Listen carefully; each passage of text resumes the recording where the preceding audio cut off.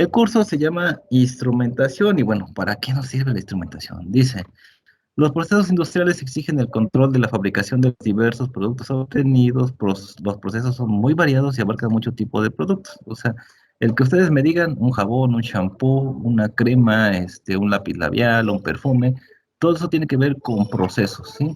Y un proceso siempre está lleno de equipos y dentro de esos equipos pues está toda la instrumentación necesaria para llevar a cabo esos procesos, ¿no? Entonces, la fabricación de los productos derivados del petróleo es un ejemplo. Sí, plásticos, petróleo, diésel, todo se lleva a procesos y equipos, ¿sí? Los productos alimenticios, sí, ya sea que vayamos a hacer gomitas, hasta vayamos a hacer un embutido, pues tiene que ver con procesos, ¿no? La industria de cerámica también, aunque ustedes no lo crean, tiene que ver con procesos que tienen que ver con ingeniería química, ¿no? Las centrales generadoras de energía, hablando de turbinas y todo eso que tiene que ver con termodinámica, pues todo tiene que ver con instrumentación. ¿Vale? Bueno, tenemos otros ejemplos aquí ya más para echarle crema, ¿no? La siderurgia, tratamientos térmicos, la industria papelera, la textil y bueno, todas las que ustedes se imaginan, tiene que ver con instrumentación. Entonces, en todos estos procesos es absolutamente necesario controlar y mantener constantes de algunas magnitudes, como lo son las que ustedes ya conocen, las que le están chingue y chingue en las materias de balance de energía, balance de masa, no se diga por ahí flujo de fluidos cuando hablamos de niveles y de caudal, el pH en sus clases de química, la temperatura, la presión en termodinámica y bueno, muchas otras materias en las cuales se ven inmersas todas estas y de repente nos preguntamos, y bueno, ¿y todo esto para qué, no? Bueno, todo se tiene un para qué al momento de la producción, al momento de hacer un producto. Y bueno, tenemos aquí también la conductividad, es muy importante que si te hablo de velocidad, sí, velocidad, pero ¿qué velocidad? Porque ya tengo caudal y te hablo de velocidad. Ah, bueno, aquí yo podría pensar que viene inmersa algo que vimos en mi clase de cinética, ¿no? Velocidad de reacción, velocidad del proceso, tiempos, espacios, no sé. La humedad tiene mucho que ver dónde me encuentro ubicado. Es una zona húmeda, es una zona cálida, templada, no sé, muy importante. El punto de rocío también tiene que ver mucho con el clima, ¿sale? Entonces hay que ver todos esos aspectos. Entonces, los instrumentos de medición y control permiten el mantenimiento y la regularización de estas constantes en condiciones más idóneas de las que el propio operador podría realizar, ¿no? Bien, dicen, los inicios del aire industrial, la operatoria de los procesos se llevaba a cabo con un control manual de estas variables, utilizando solo instrumentos simples como manómetros, termómetros, válvulas manuales, etcétera. Control que era suficiente para la relativa simplicidad de los procesos. Entonces, estos instrumentos han ido liberando, perdón, al personal de campo de su función de actuación física directa en la planta. Pues al mismo tiempo le ha permitido a una labor única de supervisión y vigilancia de procesos desde centros de control situados en el propio proceso o bien en salas aisladas separadas. Asimismo, gracias a los instrumentos, ha sido posible fabricar productos complejos en condiciones estables de calidad y de características.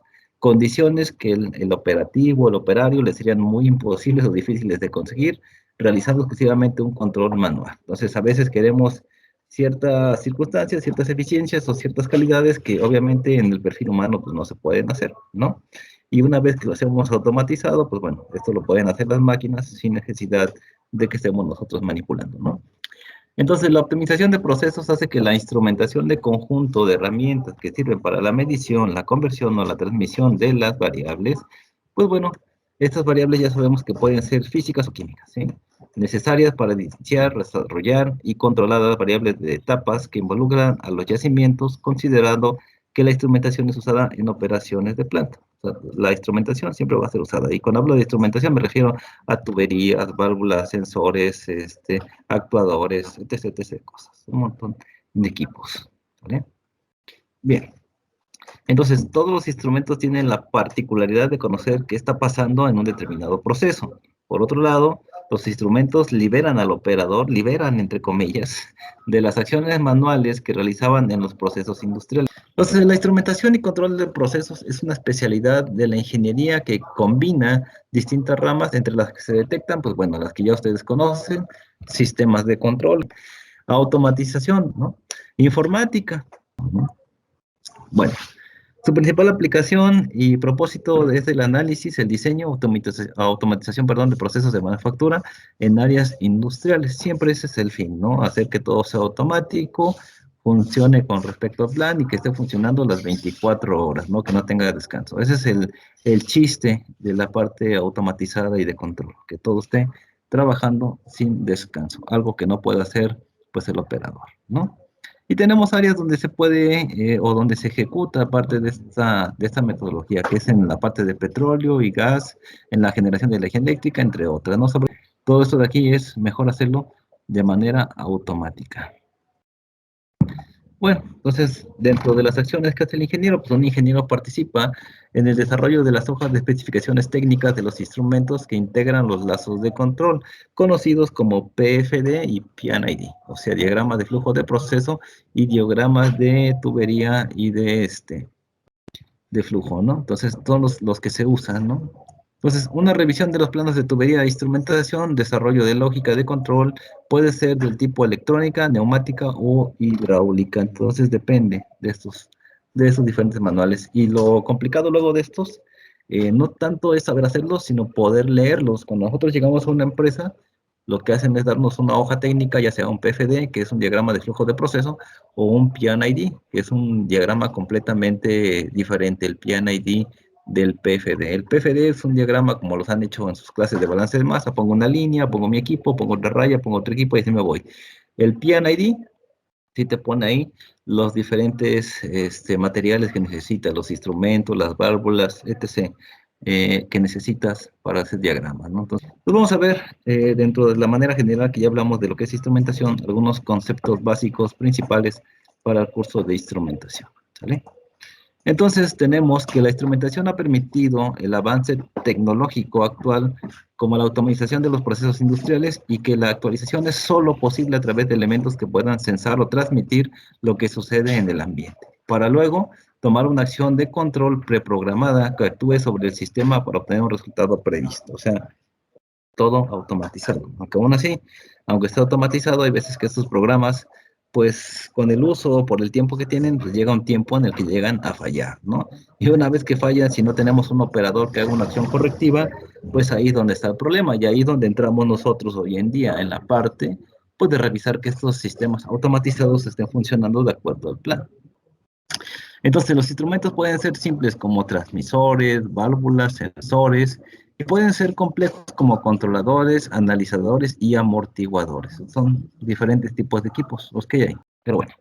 Entonces, tenemos que la definición de instrumentación dice que es el conjunto de ciencias y tecnologías mediante las cuales se miden cantidades físicas o químicas con el objeto de obtener información para su archivo, evaluación o actuación sobre los sistemas de control automático. ¿Qué quiere decir? El primer paso antes de automatizar es tener en cuenta toda la instrumentación necesaria. Aquí tenemos un diagrama, en este caso es un diagrama de flujo de proceso, ¿sí?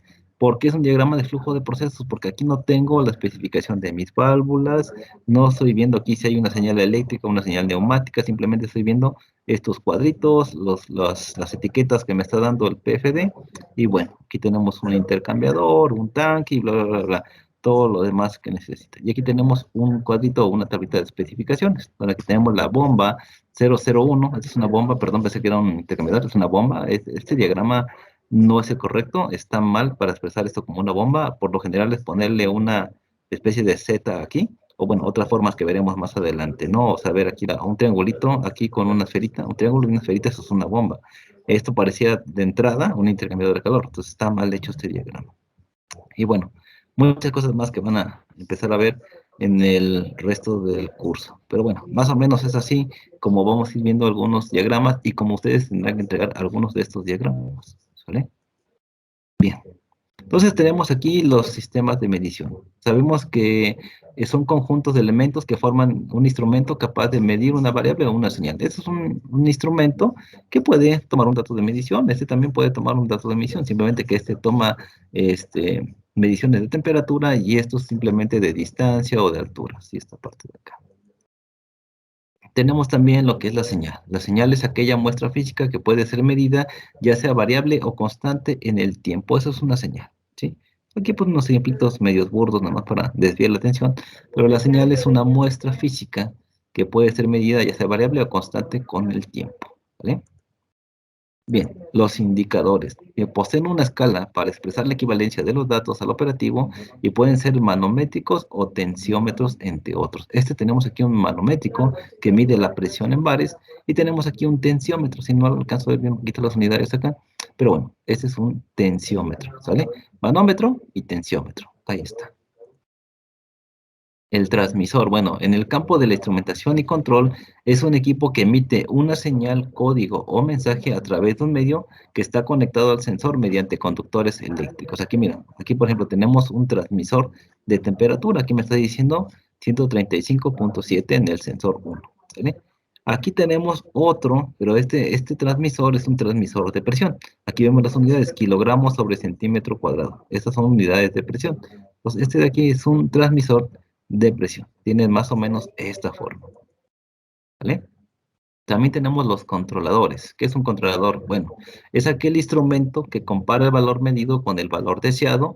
En base a esta operación, calcula un error para luego actuar con el fin de corregir el error. Entonces, aquí, estos controladores toman los datos de los adquisitores de datos y después en el software tiene una indicación que tiene que medir ciertos parámetros. Lo que hace es comparar los valores que están dando aquí con los valores estimados. Entonces, si hay algo aquí que esté mal, pues bueno, da una orden a estos equipos para que lo demás siga o se pare, etc., ¿no? Si todo está bien, pues bueno, todo sigue sin ningún problema. Tenemos aquí los transductores. Los transductores se reciben una señal de entrada en función de una o más cantidades físicas y se convierten en una modificada a una señal de salida. Por ejemplo, este de aquí, por hablar de manera general, puede recibir una señal eléctrica y transformarla de salida en una señal neumática.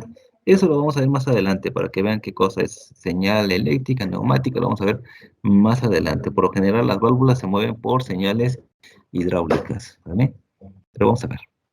Tenemos otro aspecto más que es el rango, eso es bien importante.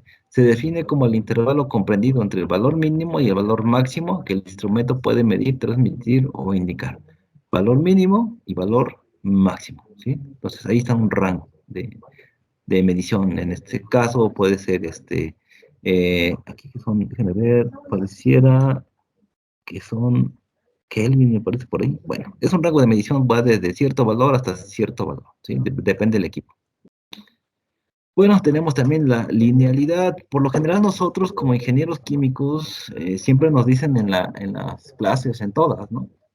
Que siempre tenemos que hacer que las ecuaciones sean lineales y sobre todo que los procesos sean ideales, cosa que en la vida real pues no sucede, ¿no? Entonces dice que la linealidad es la característica de que define qué tanto se acerca la curva de calibración del instrumento a una línea recta, ¿sí? Por eso en el laboratorio les digan, a ver, les decía Miriam, ¿no? O Jorge o Víctor, decían, no, pues a ver, agarren sus termopares, sus cositas que tienen ahí, hay que calibrarlos. Y de repente los metían en un vaso, los ponían agua fría, agua caliente, tomaban un montón de datos y graficaban. Entonces, cada vez que se acercaba por dispersión más a la línea, quería decir que ese instrumento estaba calibrado. Si estaba todo hecho un relajo, un punto por arriba, otro por abajo, quiere decir que ese instrumento estaba totalmente descalibrado.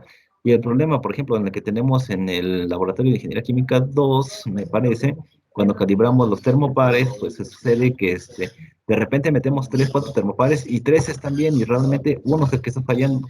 Y entonces se vuelve un relajo porque tenemos que calibrarlos todos al mismo tiempo hasta que todos vayan al mismo nivel. Pero bueno, es ensayo a prueba y error, entonces tenemos que estar ahí monitoreando, que obviamente los equipos ya lo hacen de manera más rápida que lo que hacemos en el laboratorio. Otro dato importante es la precisión, sobre todo cuando hablamos de cosas automatizadas, ¿no? Si me está dando respuesta 1, todo el tiempo tiene que darme de respuesta 1. Si me está dando respuesta 0.2, todo el tiempo tiene que darme 0.2. Entonces, esto es la capacidad de un instrumento de entregar el mismo valor para la magnitud medida, a realizar varias mediciones y en unas mismas condiciones. O sea, todo tiene que estar estandarizado y siempre tiene que darte el mismo valor. Si no está dando el mismo valor, hay que hacer una acción correctiva. Mientras tanto, todo puede seguir igual. También tenemos los amortiguadores. Tenemos que un amortiguador es aquel dispositivo que ha sido diseñado para la absorción de energías producidas a partir de impactos o golpes, o bien para que aquellas oscilaciones provocadas por algún movimiento periódico disminuyan. Ese es un amortiguador. Algunas veces en ciertos sistemas de tuberías, las tuberías vibran. Entonces, como están vibrando las tuberías, algunas veces se llegan a mover, se llegan a zafar o cualquier tipo de esas cosas, ¿no? Entonces, ahí a veces se ponen una serie de equipos que sostienen la tubería que funcionan como amortiguadores, ¿sí? O simplemente algunos le ponen la clásica fichita y deja de vibrar. Pero eso ya es cuando ustedes entren a trabajar y dar soluciones rápidas para no cambiar todo el equipo, ¿no? El error. Bueno, el error es algo que ustedes han estado manejando en todos sus laboratorios. Si no me equivoco, con Miriam, con Jorge, con Víctor, pues siempre les han dicho que hagan esta gráfica y calculen el error. El error es igual a esto menos esto entre esto, bla, bla, bla. Y se dan porcentajes, ¿no? Entonces, ¿qué es el error? Es la diferencia entre la salida real y la salida ideal. El error se puede expresar siempre con un porcentaje en la lectura. El error es del 5%, 10%, 20%, 30%. Entonces, siempre se va a expresar de esa manera y por lo general siempre se va a calcular como ustedes lo han estado calculando en sus laboratorios. Eso es un punto muy bueno por parte de sus prácticas de laboratorio. Otro que tenemos es el sensor. El sensor es un dispositivo que a partir de la energía del medio en el que se mide proporciona una señal de salida transducible, o sea que puede traducir esa señal una función de magnitud que pretende medir. Por ejemplo, si es un sensor de temperatura, tiene ciertas capacidades que toca ese alambrito a la sustancia, envía una señal de tipo eléctrica que el aparato al adquisidor de datos la traduce como un valor. Y ese valor te dice 70 grados, 50 grados, 60 grados, bueno, etc. Aquí tenemos en esta imagen diferentes tipos de sensores, ¿sí? Hay diferentes y depende el uso para cada uno de los equipos, es el diferente tipo de sensor. Los que nosotros conocemos por lo general pues son de este tipo y de este tipo, que son los que tenemos prácticamente en el logo. Otro parámetro importante, pues, es la exactitud. Dice que es la capacidad de un instrumento de la medición de dar indicaciones que se aproximen al valor verdadero de la magnitud medida. Entonces, ese es el famoso set point en esta parte, donde me dice, ah, mira, te voy a dar un rango de operaciones de, por ejemplo, supongamos que mi ideal sea 65 grados. Entonces, yo le voy a decir aquí al equipo que me puede dar entre 62 y 66 para tener una exactitud compleja, o sea, una exactitud tolerable. Entonces, si esto de aquí ya no procede o ya no está en ese rango, pues simplemente ya va a ser inexacto, ¿sale? Pero bueno, la exactitud es un valor fundamental cuando vamos a hacer un proceso, sobre todo cuando se trata de cosas farmacéuticas o de uso alimenticio. Si nos equivocamos ahí, le damos en la madre a todos nuestros consumidores. Entonces, mucho cuidado ahí con la parte de exactitud. Bueno, ahorita hablando de lo que vimos en SOR y hablamos un poquito en general de la introducción de este tipo, también es importante hablar de los sistemas de unidades. Es muy importante ver qué sistema de unidades utilizamos. Por lo general, en la industria se maneja mucho el sistema inglés. En el sistema internacional de unidades es una forma aceptada para la utilización de las unidades de medida de las magnitudes físicas de los cuerpos, o magnitudes físicas. Ok. Al inicio, las unidades de medida se utilizaron solo para el intercambio de cantidades, para hacer balances y ese tipo de cosas. Pero actualmente las unidades de medición se desarrollaron internacionalmente y se forman las normas para la medición de las cantidades y variables físicas. ¿Vale? Entonces, las unidades básicas. Consta de 7 unidades básicas fundamentales que se expresan magnitudes físicas. Ojo, pregunta de examen. Tenemos la longitud en metros. Si nosotros la vemos en el sistema inglés, serían pies, y si lo vemos en el sistema CGS, serían centímetros. Ojo, tenemos 3 tipos de unidades principales, que son las internacionales, las del sistema inglés y las del sistema CGS. Entonces, en este caso, en el sistema internacional serían metros, en el sistema inglés serían pies y en el CGS serían centímetros. ¿Vale? Bueno, esto ya es mucho choro, esto dejémoslo así, simplemente la longitud son metros, ¿vale? Y la masa la tenemos en kilogramos, ¿sí? Mientras que en el sistema inglés tenemos como libra masa, ¿vale? En el sistema CGS se maneja solamente como gramos, ¿vale? Ok, tenemos kilogramos, tenemos segundos. Aquí sí, en los 3 sistemas, tanto el internacional como el inglés y como el CGS, manejamos prácticamente el tiempo en segundos, aunque nada me impide manejarlo en horas, segundos, días, años, no hay ningún problema, pero generalmente se usa en segundos. ¿Sale? Entonces el segundo se usa principalmente para designar a la unidad de tiempo que dura tan solo un instante y a partir de cual se componen los minutos, las horas y sucesivamente los días, los años, entre otros. ¿Vale? La intensidad de corriente. Es bien importante conocer la intensidad de corriente, ¿sí? Y esta por lo general se mide en amperes, ¿sí? Ok.